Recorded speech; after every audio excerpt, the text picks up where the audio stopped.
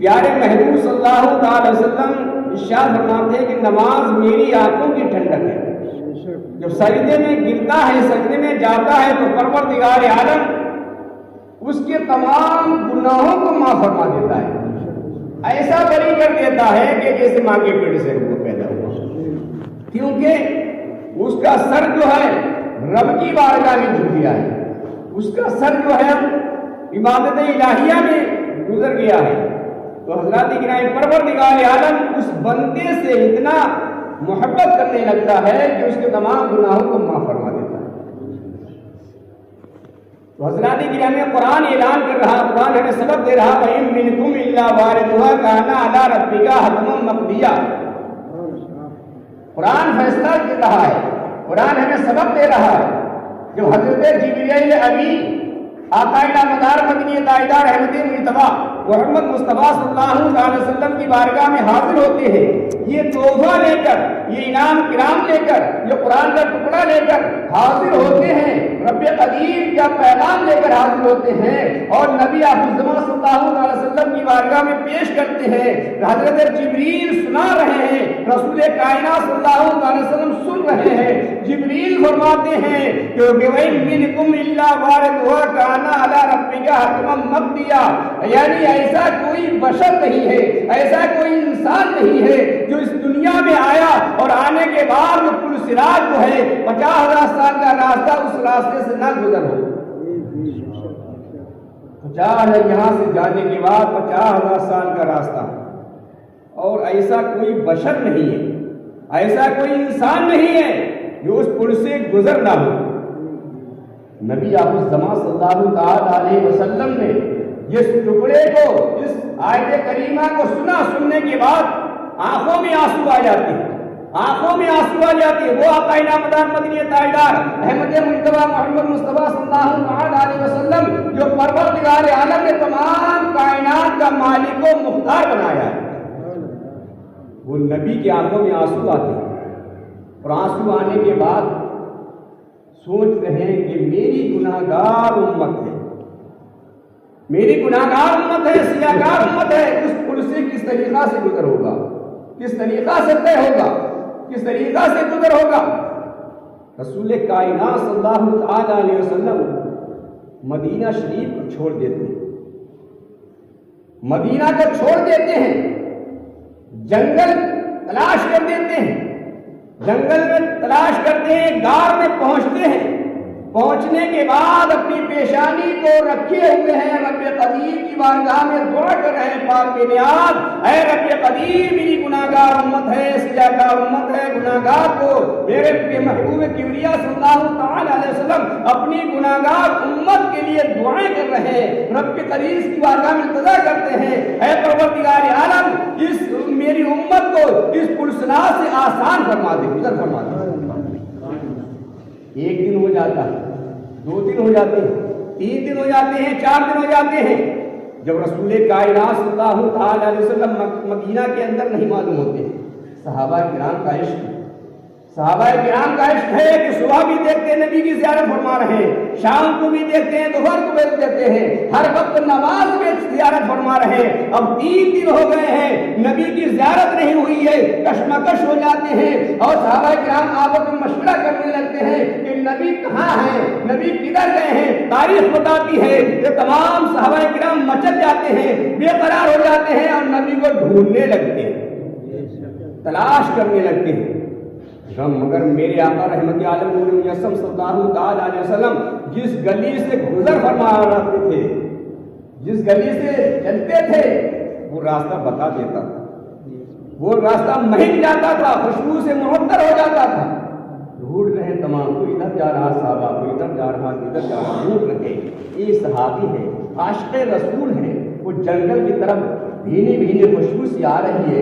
آنے کے بعد اسی راستے کو طے کرنے لگتے ہیں اور طے کرنے کے لگتے بعد کافی دور فاصلے پر پہنچ جاتے ہیں. اور پہنچنے کے بعد ایک شخص سے پوچھتے ہیں کہ اے شخص تو نے میرے آقا رحمت عالم نور مجسم صلی اللہ علیہ وسلم کو اس راستے سے گزرتے ہوئے تو نہیں دیکھا ہے، گزرتے ہوئے تو نہیں دیکھا. وہ شخص کہنے لگتا ہے میں تو محمد صلی اللہ علیہ وسلم کو جانتا نہیں. مگر خوشبو بتا رہے کہ میرے آقا ادھر سے گزرے، راستہ مہک رہا ہے کہ اس راستے سے گزرے۔ وہ شخص پوچھ رہا ہے کہ میرے نبی تو یہاں سے نہیں گزرے، جس کا نام محمد عربی صلی اللہ تعالیٰ علیہ وسلم، ادھر سے گزر تو نہیں ہوا۔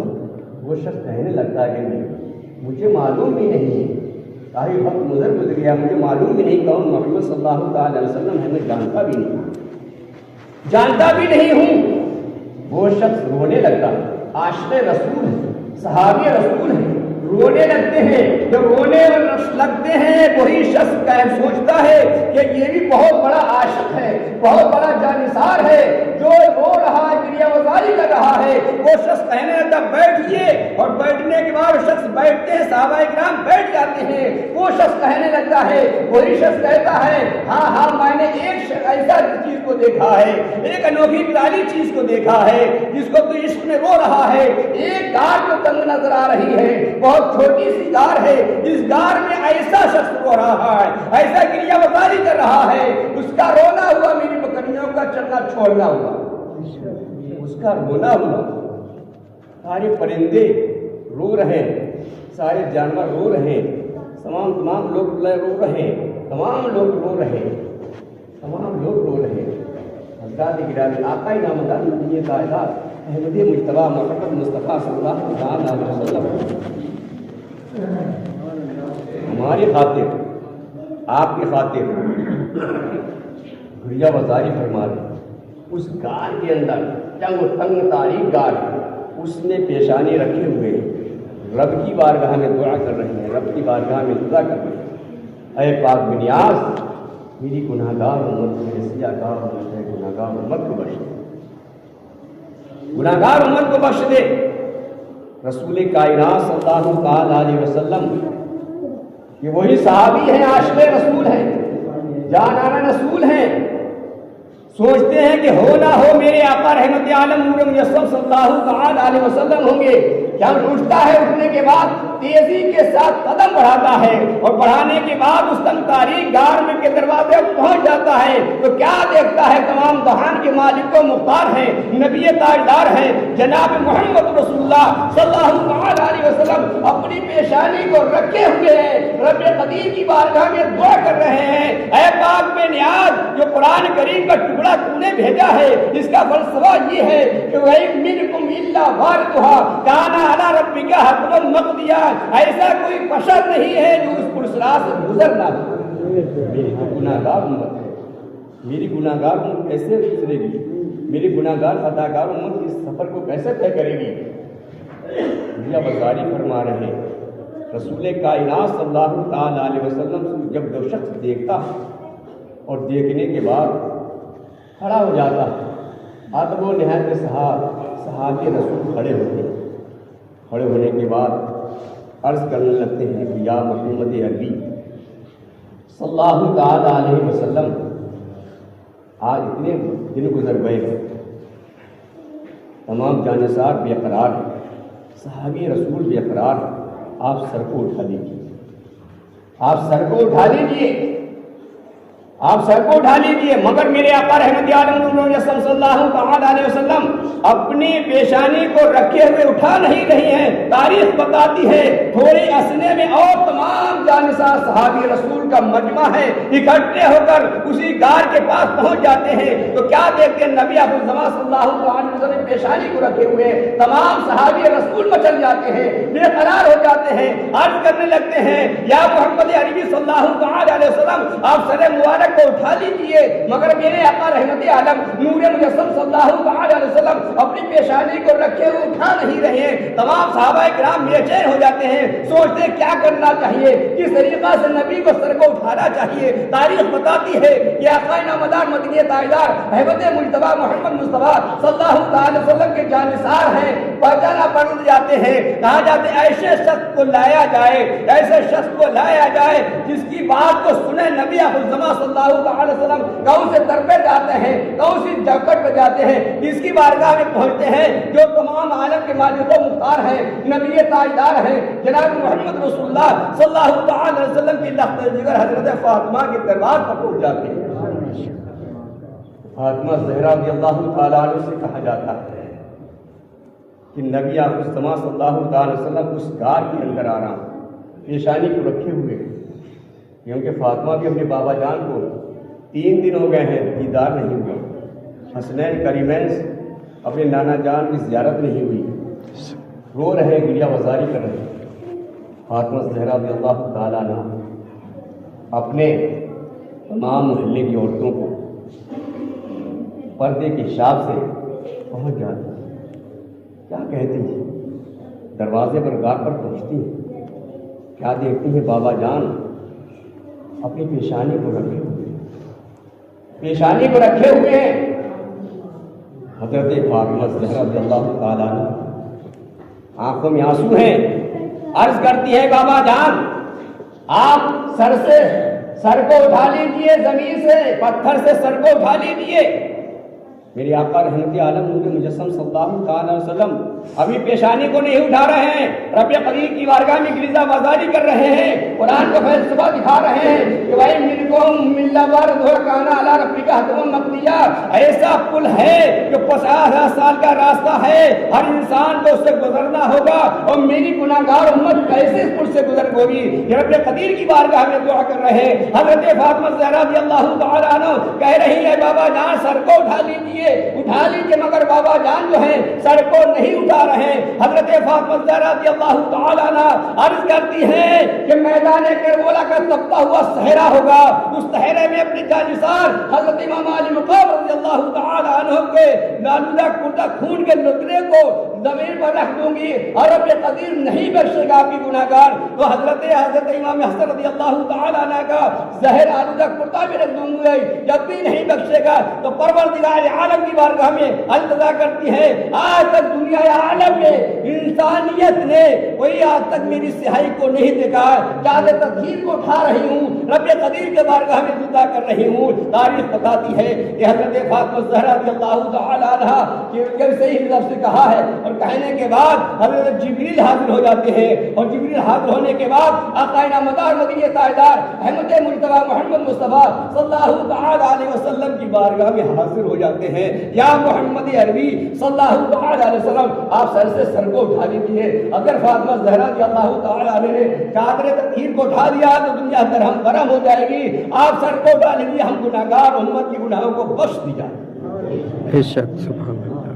تمام گناہگار امت کو جس کے دل میں نبی کی محبت ہوگی، رائے کے دانے کا، جس کے دل میں اہل بیت کی محبت ہوگی، جس کے دل میں صحابہ کا عشق ہوگا، جس کے دل میں اولیاء کرام کا جذبہ ہوگا، تو پروردگار عالم اس کے گناہوں کو رب قدیر معاف فرما دے گا، خطاؤں کو معاف فرما دے گا، بخش دے گا، نجات فرما دے گا۔ کب؟ جب ہم اس راستے سے گزریں گے جس طریقہ سے قرآن اعلان کر رہا ہے، ہمیں نبی سبق دے رہے ہیں کہ نماز میری آنکھوں کی ٹھنڈک ہے، نماز میری آنکھوں کی ٹھنڈک ہے۔ جس نے نماز کو پڑھا اور نماز پڑھنے پر اہل بیت کا احترام کیا، اہل بیت کی محبت ہوگی، نبی کا عشق ہوگا، وہی نماز کامیابی اور کامرانی۔ اور جس نماز میں اہل بیت کی محبت نہیں ہے، جس نماز میں رسول کائنات صلی اللہ علیہ وسلم کی محبت نہیں ہے، وہ نماز بیکار ہے۔ رب قدیر تمہاری نماز کو منہ پر مان دے گا کہ مجھے تیری عبادت نہیں چاہیے، کیونکہ جس میں لذت نہیں ہے، جس میں عشق نہیں ہے نبی کا، تو حضرات گرامی اس کے دل میں محبت ہونا چاہیے، نبی کا جذبہ ہونا چاہیے۔ جس کے دل میں جذبہ ہوگا، نبی کا عشق ہوگا اور خدا کا خوف ہوگا، وہ کبھی کسی سے نہیں ڈرتا ہے، کبھی کسی سے نہیں ڈرتا ہے۔ اور جس کے دل میں خوف خدا نہیں ہے، رسول کا جذبہ نہیں ہے، رسول کی محبت نہیں ہے، وہ دنیا کے ہر کام سے ڈرا کرتا ہے، ہر دنیا کے ہر کام کو اعلان کر رہا ہے۔ اگر ہم قرآن کی باتوں پر عمل نہیں کریں گے تو ہمارا ایمان کیسا؟ قرآن اعلان کر رہا ہے الا ان اولیاء اللہ لا خوف علیہم ولا هم یحزنون، خبردار اللہ کی ولیوں کو نہ کوئی خوف ہے نہ کوئی غم. کیوں کہ ان کے دل میں خوف خدا بھرا ہوا، کسی کا خوف نہیں ہے. ان کے دل میں جذبہ محمد عربی صلی اللہ علیہ وسلم بھرا ہوا ہے، کسی کا خوف نہیں. بے دھڑک اسلام کی دعوتیں دے رہے ہیں، اسلام کا پیغام دے رہے ہیں. پروردگار عالم نے ان کی زبان پر ایسی تاثیر فرما دی اور ان کے چہرے پر ایسا مسح کر دیا ہے کہ ان چہرے کو دیکھتا ہے اور زبان کو بات کو سنتا ہے، دیوانہ بن جاتا ہے، اسلام لے آتا ہے. تو حضرات گرامی ہمیں اس چیز کو دیکھنا چاہیے کہ نماز بہت سارے فرائضوں میں بہت سارے فرائض ہیں. اسلام کی بنیاد 5 چیزوں پر ہے. اسلام کا رکن 5. سب سے پہلے کیا ہے؟ کلمہ طیب، کلمہ شہادت. جس نے کلمہ پڑھ لیا، کلمہ کو زبان سے کہنا اور دل سے ماننا، تب ہم لوگ مسلمان. زبان سے نہیں، زبان سے کہہ دیا دل سے نہیں مانا تو مسلمان نہیں. عام طور کے بجنے کتنے کلمہ پڑھنے والے ہیں، لا الہ الا اللہ محمد رسول اللہ، لا الہ الا اللہ رسول اللہ، لا الہ الا اللہ محمد رسول اللہ، مگر مسلمان نہیں ہیں، اسلام میں داخل نہیں ہوئے. جب تک کہ خدا کو ایک نہ مانو اور محمد عربی صلی اللہ تعالی وسلم اللہ کا نبی نہ مانو. نبی مانو گے جبھی اسلام لاؤ گے، ایمان والے بنو گے. لا الہ الا اللہ محمد رسول اللہ صلی اللہ علیہ وسلم. اور بھائی اسلام بھی لا الہ الا اللہ رسول اللہ پڑھنے والے کتنے پڑھنے والے، کیونکہ اسلام نہیں لائے، ایمان پہ داخل نہیں ہوئے. کلمہ طیب پڑھنا، لا الہ الا اللہ کے سوا کسی کی عبادت نہ کرنا، شریک نہ ہونا، اور محمد عربی صلی اللہ علیہ وسلم اللہ کے نبی سچا رسول ماننا. دوسرا فرائض ہے نماز. اب مسلمان ہو گئے، ہم اسلام والے ہو گئے، کلمہ طیب پڑھ لیا، ایمان میں داخل ہو گئے. اب ہم پر لازم ہے کہ نماز پڑھیں، اللہ کا فریضہ ادا کریں. اب جب ہم نماز کے پابند ہو جائیں گے تو ہم پر اور دوسرا عہد ہے کہ رمضان شریف کا روزہ رکھیں. رمضان شریف میں جو مہینہ کا آنے والا ہے اس کا روزہ رکھیں، فرض ہے. اور اس پر آپ نے اگر اور اب عائد ہو گیا کہ اللہ رب العزت نے آپ کو اتنا مالدار بنا دیا ہے، اتنا مالدار کیا ہے کہ کھانے پینے سے بچ جائے، اخراجات سے بچ جائے گھر میں، تو اس کی آپ زکوٰۃ نکالیں. زکوٰۃ دینا فرض ہے. وہ زکوٰۃ کیا ہے؟ سال میں کھائیے اور 40 روپے آپ کے بچ گئے ہیں تو 1 روپیہ آپ کو لازم ہے کہ راہ خدا میں پیش کریں. 1 روپیہ، 100 روپے میں 2.5 روپے، اور 1000 روپے بچ گئے ہیں تو 25 روپے راہ خدا میں پیش کریں.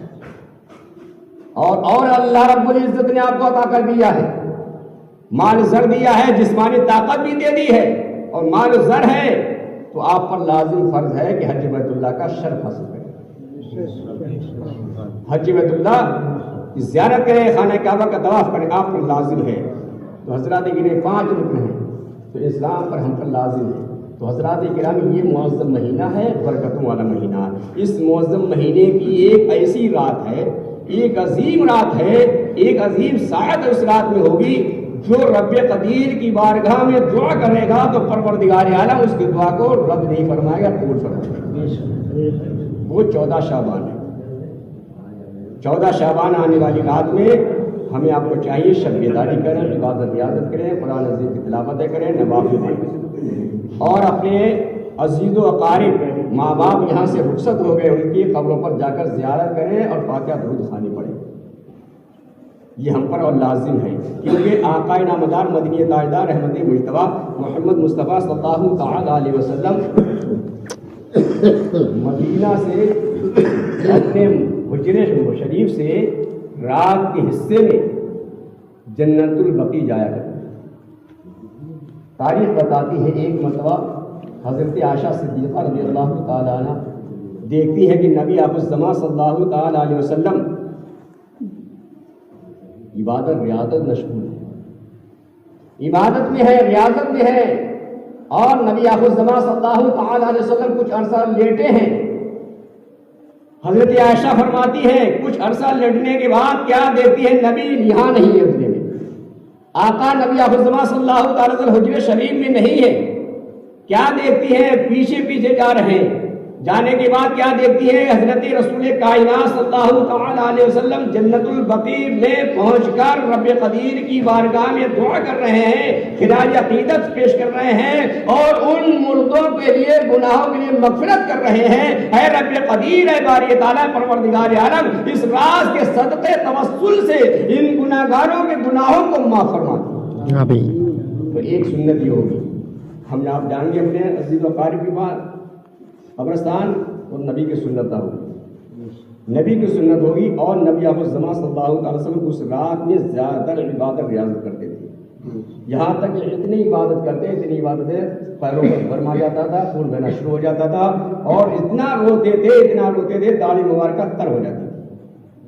تو یہ بھی سنت ہوگی، جب ہم ان سنتوں کو ادا کریں گے، تاریخ بتاتی ہے کہ جس نے ایک سنت کو ادا کیا، ایک سنت کو ادا کیا، تو پروردگار عالم اسے 100 شہیدوں کا ثواب عطا فرمائے گا۔ شہید کا مرتبہ بہت ہے، شہید کا درجہ تو بہت ہے، شہید کی قسمیں تو بہت ہیں۔ تو حضرات گرامی، ہمیں ان چیزوں کو دیکھنا چاہیے، ہمیں اور آپ کو، کہ رب قدیر کے محبوب نے کتنی پریشانیاں، کتنی مصیبتیں کس کے لیے، کہ ہم گناہگار امت کے لیے۔ ہم اب سوتے ہیں تو امت کا یاد کر رہے ہیں، جاگ رہے ہیں تو نبی کی امت کی یاد کر رہے ہیں، پڑھ رہے ہیں تو نبی کی یاد کر رہے ہیں، ہر جگہ پر امت کو، گناہگار امت کا خیال کر رہے ہیں، دعائیں کر رہے ہیں، گریہ وزاری کر رہے ہیں، مگر امت ایسی بے خبر ہے کہ جب اذانوں میں محمد عربی صلی اللہ